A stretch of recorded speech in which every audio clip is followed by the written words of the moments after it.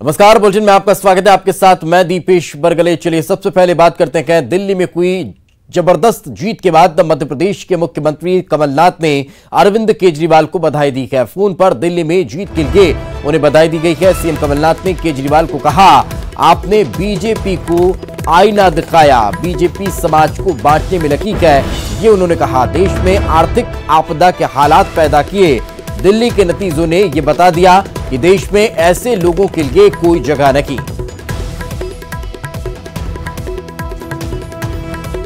मध्य प्रदेश के मुख्यमंत्री सीएम कमलनाथ ने दिल्ली के मुख्यमंत्री अरविंद केजरीवाल को इस शानदार जीत के लिए बधाई दी है। फोन कर उनसे बातचीत की और उन्हें बधाई दी। फोन पर दिल्ली में जीत के लिए बधाई उन्हें दी गई है।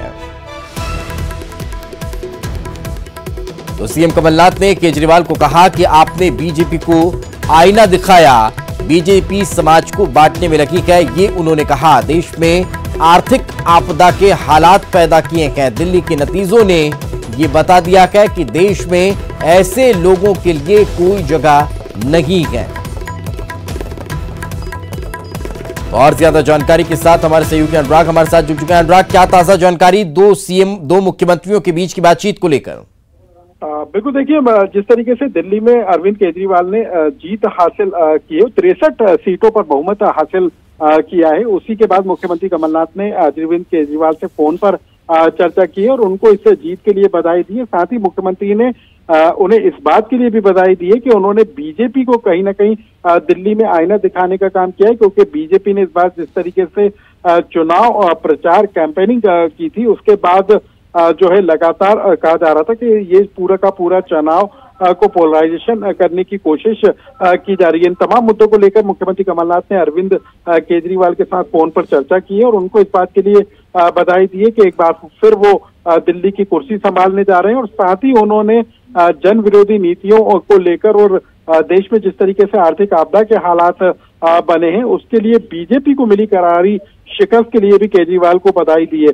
तो कुल मिलाकर कांग्रेस भले इस चुनाव में बेहतर नतीजे नहीं निकाल कर ला पाई हो और जीरो के आगे वो नहीं बढ़ पाई हो, तो ऐसे में मुख्यमंत्री कमलनाथ कहीं केजरीवाल के साथ खड़े हुए जरूर नजर आ रहे हो। जिस तरीके से उन्होंने केजरीवाल को बधाई दी है, वो सीधे तौर पर बीजेपी पर तंज कसते हुए नजर आ रहे हैं।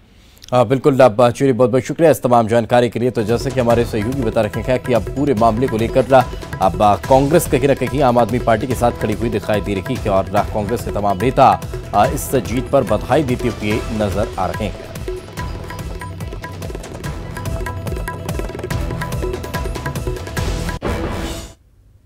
आगे बढ़ते हैं। मंगलवार को हर जिले में जनसुनवाई लगाई जाती है ताकि फरियादियों की समस्याओं को सुना जा सके और उसका निराकरण कराया जा सके, लेकिन अक्सर फरियादियों को परेशान होते ही देखा गया है। आपको आज हुई जनसुनवाई की अलग अलग 3 तस्वीरें दिखाते हैं और उन तस्वीरों में देखिए कि किस तरह से लोगों की फजीहत आज हुई है।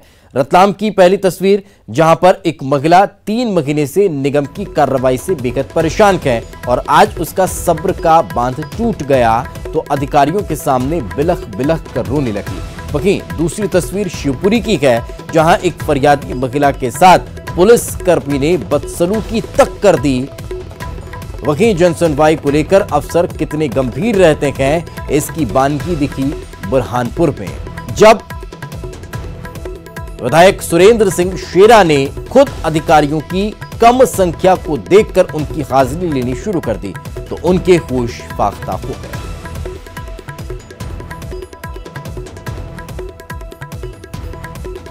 तो जनसुनवाई की सच्चाई की ये 3 अलग अलग तस्वीरें, जहां जन की सुनवाई नहीं होती हुई दिखाई दी है।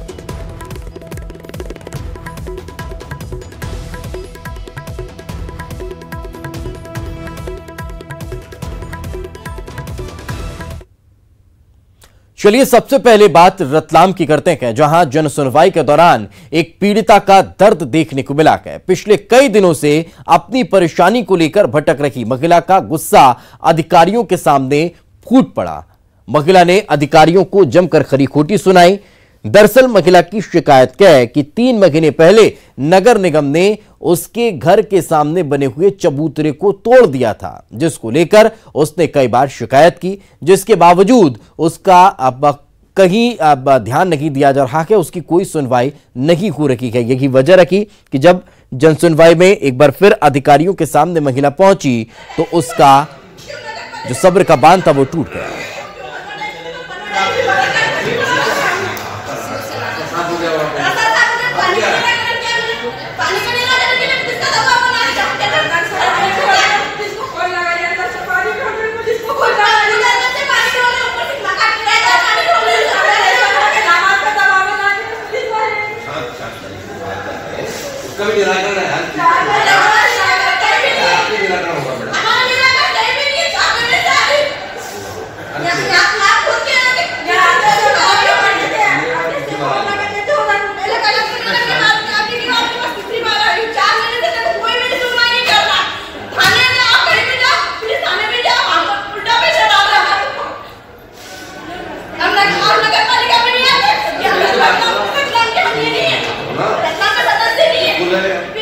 आप रत्ना के नागरिक हैं, आपका भी कोई अधिकार है, आपके साथ भी न्याय होना चाहिए।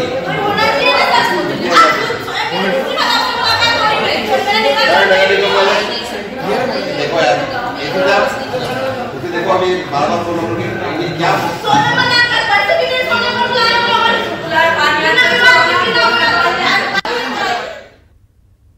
तो जो हाल रतलाम की जनसुनवाई का था वही हाल शिवपुरी में भी देखने को मिला। यहां भी जनसुनवाई में एक युवती ने जमकर हंगामा किया। हंगामा इसलिए क्योंकि सरकारी योजनाओं का लाभ नहीं मिल पा रहा था। कई बार अफसरों से शिकायत की और तो और इसके पहले प्रभारी कलेक्टर से भी बहस हुई, लेकिन हुआ कुछ नहीं। आज फिर ये युवती अपनी फरियाद लेकर पहुंची थी, जिसके बाद हंगामा हुआ। हंगामा इतना कि पुलिसकर्मी ने युवती को धक्के मारकर कलेक्ट्रेट परिसर से बाहर कर दिया। ये तस्वीर देखिए और उन तस्वीरों को देखकर समझिए कि किस तरह से इस युवती के साथ यहां दरिंदगी की गई है। मैं पागल दिख रही हूं। पहले भी मुझसे इसने जी सवाल किया था कि इसे बाहर ले जाओ, यानी कि कोतवाली भी लेकर ये मेरी जान लेंगी। और अब बात बुरहानपुर से निर्दलीय विधायक सुरेंद्र सिंह शेरा की, जिनके अचानक आज कलेक्ट्रेट में चल रही जनसुनवाई में पहुंचने पर हड़कंप मच गया। कितने लोग बैठे? 5, 10, 15, 3, 18 सब 18 लोग बैठे 56 में से, बाकी लोग कहीं कैसी जनसुनवाई हो रही है? इसकी तो सर प्रोसीडिंग मंगा दो, आप ऑनलाइन को भेजना पड़ेगा कि मेरे क्षेत्र में जनसुनवाई में 56 लोग तो उपस्थित होना चाहिए, उसमें 28 लोग बैठे। बुरहानपुर के कलेक्टर दफ्तर में एडीएम रोमानुस टोपो और संयुक्त कलेक्टर शैली कनास के बीच कुर्सी पर बैठे ये हैं निर्दलीय विधायक सुरेंद्र सिंह शेरा, जो ले रहे हैं जनसुनवाई में पहुंचे अफसरों की अटेंडेंस। और इसके पीछे वजह है जनसुनवाई में पर्याप्त अधिकारियों का मौजूद न रहना। भाई जो लोग बैठे वो लिस्ट मंगाओ ना मैडम, वो कहाँ आ रही है? 1 घंटा हो गया मैडम बोले हुए।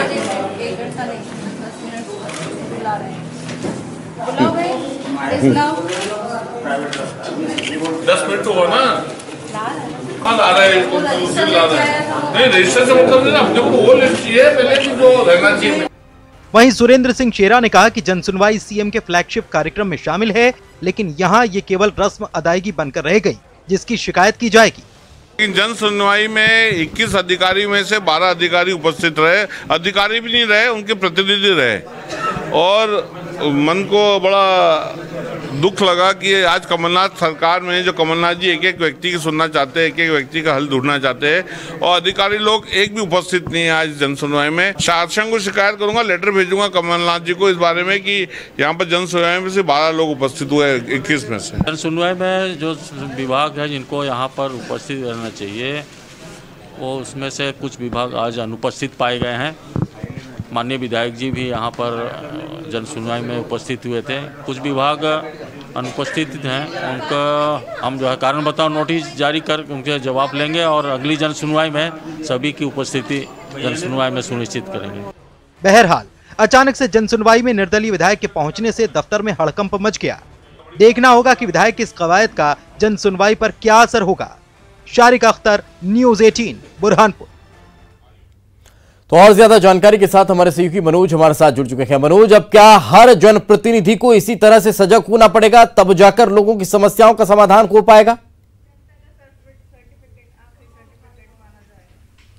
जी बिल्कुल दीपेश, एक शासन प्रशासन में एक व्यवस्था बनाई गई थी जनसुनवाई की, जिसके तहत आम जनता की जो भी समस्या थी वो इस जनसुनवाई में हर सप्ताह के मंगलवार को लेकर आता है और इसको सुना जाता है। लेकिन जिस तरीके की लापरवाही हर जनसुनवाई में देखी जाती है, क्योंकि जो मॉनिटरिंग करने का स्तर है कहीं ना कहीं उसमें लापरवाही बरती जाती है।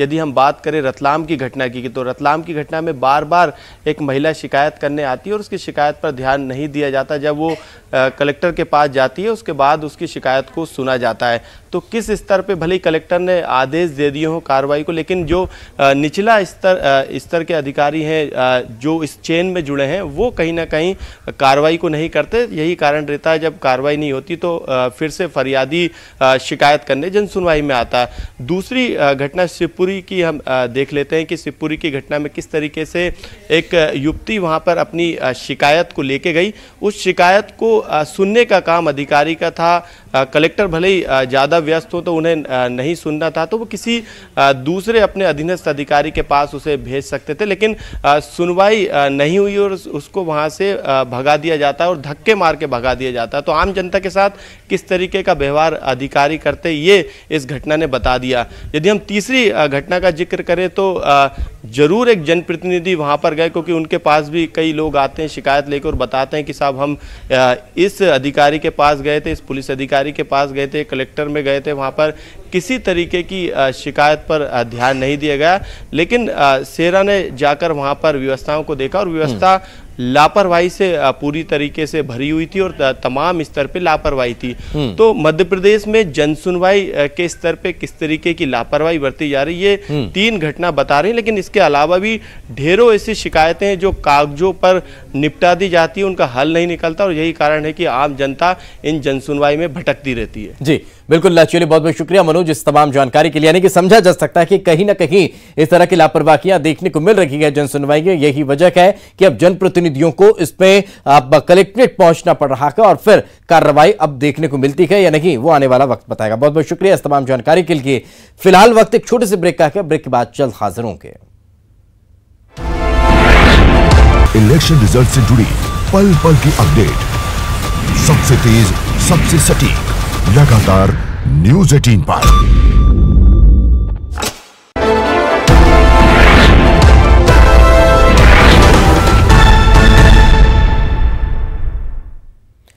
ब्रेक के बाद आपका स्वागत है और अब बात सतना की, जहां रफ्तार का कहर देखने को मिला है और एक बच्चे से भरी हुई स्कूल बस हादसे का शिकार हो गई।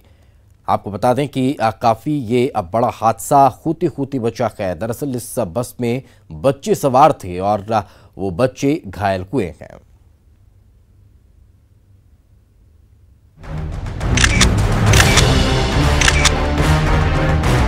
MP 19P 1376 नंबर की ये स्कूल बस सतना के कोठी कस्बे के AIM स्कूल की बताई जा रही है और हादसा उदय सागर गांव के पास तब हुआ जब बस पर से ड्राइवर ने नियंत्रण खो दिया। हादसे के बाद इस बात का खुलासा हुआ कि बस का परमिट नहीं था। इतना ही नहीं, घटना में चौंकाने वाली बात ये भी सामने आई कि बस को स्कूल बस का चालक नहीं बल्कि विनय सिंह नाम का कर्मचारी चला रहा था, जो वास्तव में कंडक्टर के रूप में तैनात था। लगभग अभी 10 से 15 संख्या है बच्चों की जो घायल है। अभी आगे की क्या जानकारी? बच्चों का प्राथमिक उपचार चल रहा है और जो बच्चे अगर ज्यादा कुछ सीरियस समझ में आएंगे उनको जिला अस्पताल में रेफर करेंगे। नहीं चला रहा था, इंजीनियर चला रहा था, ड्राइवर नहीं चला रहा था। ये आपको किसने जानकारी दी? बच्चों ने। हम रोज गाड़ी वही चलाते हैं? नहीं। जब कुछ नहीं करना होता तो अंकल जी चलाते हैं, नहीं फिर भी ना ज्यादा। इधर पूरी घटना के बाद बस चलाने वाला युवक भाग निकला। वहीं मौके पर पहुंची पुलिस ने घायल बच्चों को इलाज के लिए अस्पताल भेजने के बाद जांच शुरू कर दी है। बस है तो सुबह टाइम आ रही थी। जी जी। ये शिव सागर बांध जी उधर गाँव है शिव सागर, तो वो रास्ते पे पलट गई जिसपे बच्चे घायल हैं, 10-12 बच्चे हैं। अभी जो जानकारी प्राप्त तौर पर मिली, अभी 3-4 बच्चे रिफर हुए हैं। फिलहाल पुलिस जांच शुरू हो चुकी है, लेकिन देखना होगा कि स्कूल संचालक और बस चालक पर पुलिस क्या कार्रवाई करती है, क्योंकि इससे पहले भी लापरवाही के चलते कई बार बच्चों की जान आफत में आ चुकी है। शिवेंद्र बघेल, न्यूज़ 18, सतना।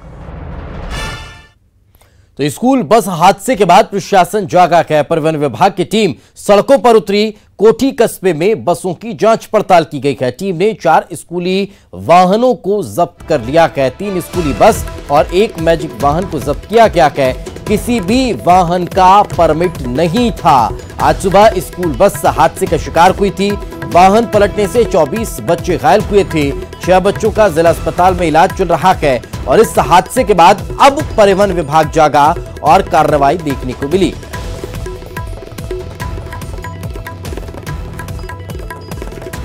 तो और ज्यादा जानकारी के साथ हमारे सहयोगी शिवेंद्र हमारे साथ जुड़ चुके हैं, उन्हीं से बातचीत करते हैं। शिवेंद्र, आखिर इस हादसे के बाद अब स्थिति किस तरह की है?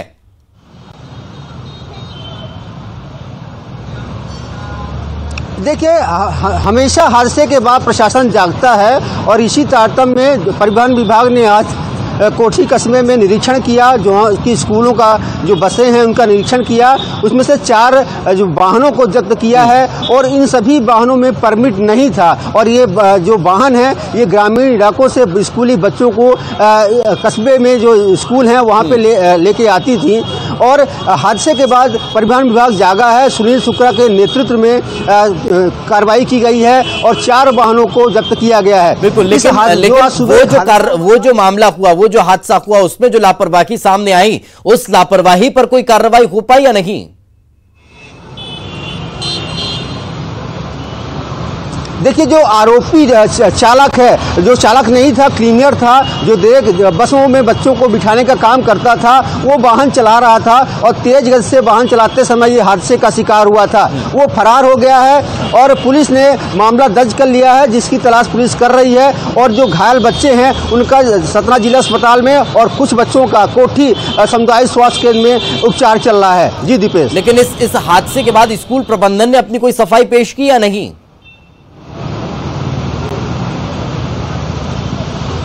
देखिए, इस संबंध में स्कूल प्रबंधन कुछ भी बात करने को तैयार नहीं है, चूंकि अब मामला पुलिस के पास पहुंच चुका है और अब पुलिस पूरे मामले में जांच पड़ताल कर रही है। प्रथम दृष्टया ये साफ जाहिर हुआ है कि स्कूल प्रबंधन की लापरवाही सामने आई है। चूंकि जो बस है, जो बस क्रमांक MP 19P 1376 नंबर की बस है, इसका परमिट ही भी नहीं है। तो कुल मिला के बड़े पैमाने पर लापरवाही की जा रही थी और परिवहन विभाग की जानकारी में नहीं था। और परिवहन विभाग कभी भी इस तरह की जांच पड़ताल कस्बाई इलाकों में करती नहीं है। लेकिन हादसे के बाद परिवहन विभाग जागा है और कार्रवाई कर रहा है। समय रहते अगर अधिकारी अपनी कार्रवाई करते तो शायद इस तरह का हादसा नहीं होता। बहुत बहुत शुक्रिया इस तमाम जानकारी के लिए, हमारे साथ चर्चा में जुड़ने के लिए। यानी समझा जा सकता है कि जिम्मेदारी हर शख्स को निभानी होगी। आगे बढ़ते हैं। छत्तीसगढ़ में बीजापुर के पामेड़ में नक्सली मुठभेड़ की जानकारी गृह मंत्री ताम्रध्वज साहू को नहीं है। दिल्ली में कांग्रेस OBC प्रकोष्ठ की बैठक से रायपुर लौटे ताम्रध्वज साहू से जब इस बारे में पूछा गया तो उन्होंने कहा कि घटना की पूरी जानकारी मिलने के बाद नक्सलियों से निपटने के लिए रणनीति बनाएंगे। आपको बता दें कि बीजापुर के पामेड़ में कल हुए पुलिस नक्सली मुठभेड़ में 2 जवान शहीद हो गए थे। वहीं बीजेपी ने इसको लेकर प्रदेश सरकार पर निशाना साधा। पूर्व मुख्यमंत्री डॉक्टर रमन सिंह ने कहा कि यह बेहद की असंवेदनशील रवैया है। उन्होंने यह भी कहा कि श्रद्धांजलि सभा में राज्य सरकार का कोई जवाबदार मंत्री, गृह मंत्री शामिल नहीं हुआ। कल मैं जब दिल्ली जा रहा था जानकारी हुई, लेकिन मीटिंग के कारण पूरा डिटेल जानकारी ले नहीं पाया हूँ, घटनाक्रम क्या रहा। अभी रात तक मीटिंग चली, अभी आया हूँ तो जानकारी लूँगा, फिर उसके अनुसार उसके आगे का क्रम तय करेंगे कि इस प्रकार की घटनाएं ना हो। लेकिन जिस दिल्ली से आप आ रहे हैं, आज दिल्ली इलेक्शन के रिजल्ट हैं, क्या कह रही है दिल्ली की जनता? दिल्ली की जनता चाहती है कि बदलाव हो। अभी तो फिलहाल जिस तरह से रुझान में देखा जा रहा है, तरफ रुझान दिख रहा है ज़्यादा, कांग्रेस की स्थिति अभी भी मजबूत नहीं है दिल्ली में। अब आज पता चल जाएगा, थोड़ी देर के बाद तो पता चल जाएगा। सभी पार्टियां अपना काम करती हैं, चुनाव लड़ते हैं, अपनी बातें जनता के सामने रखते हैं, जनता जो पसंद करे, जैसा चाहे, परिणाम वैसा कुछ समय बाद आने लग जाएगा। अब देखिए, ये तो निश्चित रूप से कहीं न कहीं लोगों में मैसेज जाता है कि गृह मंत्रालय क्या कर रहा है। सारा कुछ लगता है केंद्रित हो गया है मुख्यमंत्री सचिवालय में या मुख्यमंत्री के इर्द गिर्द। उससे तो बात बनेगी नहीं, और गंभीर से गंभीर घटनाएं जब होती है तो उसकी जानकारी समय पर जो भी जिम्मेदार लोग हैं उनको होनी चाहिए। ये एक विचारणीय विषय है।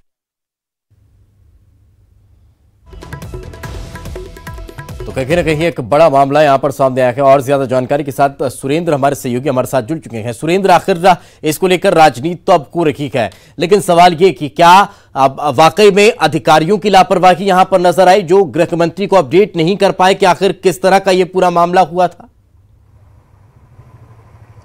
देखिए दीपेश, जिस तरह से गृह मंत्री ने अपना बयान दिया है कि उनको जानकारी नहीं हुई है, जिस तरह से बीजापुर में बड़ी मुठभेड़ होती है उसकी जानकारी अगर उनको नहीं मिलती है, तो ये इससे जाहिर ये होता है कि जो इनके डीजीपी हैं, जो पुलिस विभाग के आला अधिकारी हैं, इनको सूचनाएं नहीं देते हैं। इससे पहले भी कई घटनाएं हो चुकी हैं, उनकी सूचना उन तक नहीं पहुंचती है। जिस तरह से पिछले दिनों अपहरण की घटनाएं बहुत संख्या में बढ़ी थी, उसके बाद जिस तरह से उन्होंने बयान दिया था कि हम हर एक व्यक्ति के साथ हम सुरक्षा व्यवस्था मुहैया नहीं करा सकते हैं। इस तरह से गृह मंत्री लगातार अपना बयान देते रहते हैं, और जिस तरह से गैर जिम्मेदाराना बयान उन्होंने दिया है कि इतनी बड़ी मुठभेड़ होती है बीजापुर में के जंगलों में, और वहां पर उनको सूचना नहीं मिलती है, तो इससे ये पता चलता है कि पुलिस अधिकारियों और गृह मंत्री के बीच में जो तालमेल होना चाहिए उसकी कमी साफ तौर से नजर आती है। और जिस तरह से वो बयान दे रहे हैं उससे जो विपक्ष को एक बैठे बैठाए मुद्दा भी मिल गया है, और वो लगातार हमलावर भी हैं कि जिस तरह से गृह मंत्री अपना बयान कहते रहे हैं, चाहे वो अपहरण का मामला हो, चाहे यहाँ पर जो रेप की घटनाएं बढ़ी हैं, उनको मामले को लेकर जो उनका बयान हमेशा आते रहे हैं कि उनको इस चीज की हम हर एक व्यक्ति पास जो है हर एक व्यक्ति के साथ में हम सुरक्षा व्यवस्था मुहैया नहीं करा सकते। वो तमाम बयान क्या वो ये इस बात को स्पष्ट करते हैं कि तालमेल की कहीं ना कहीं थोड़ी सी कमी है। ये की वजह है कि उन तक कोई इन्फॉर्मेशन नहीं पहुंच पाती है। बहुत बहुत शुक्रिया इस तमाम जानकारी के लिए। आगे बढ़ते हैं, खबर रायपुर से। पुलिस विभाग में सर्जरी हुई है। 34 पुलिस प्रशासनिक अधिकारियों के तबादले कर दिए गए हैं। आईएएस अधिकारियों के प्रभार में फेरबदल किया गया। गृह विभाग ने आदेश जारी किए हैं। हिमशिखर गुप्ता पंजीयक सहकारी संस्थाएं अब सदस्य बनाए गए हैं। पुष्पेंद्र मीणा को संचालक रोजगार एवं प्रशिक्षण का अतिरिक्त प्रभार दिया गया है। आईएफएस अधिकारी विवेक आचार्य को वन विभाग पुलिस प्रशासनिक व्यवस्था को मजबूत करने के लिए यह बड़ी सर्जरी मानी जा रही है।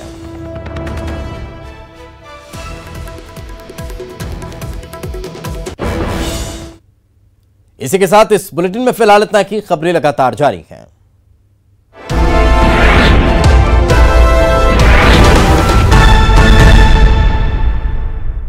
भाई साहब, एक अंडरवेयर और बनियान देना।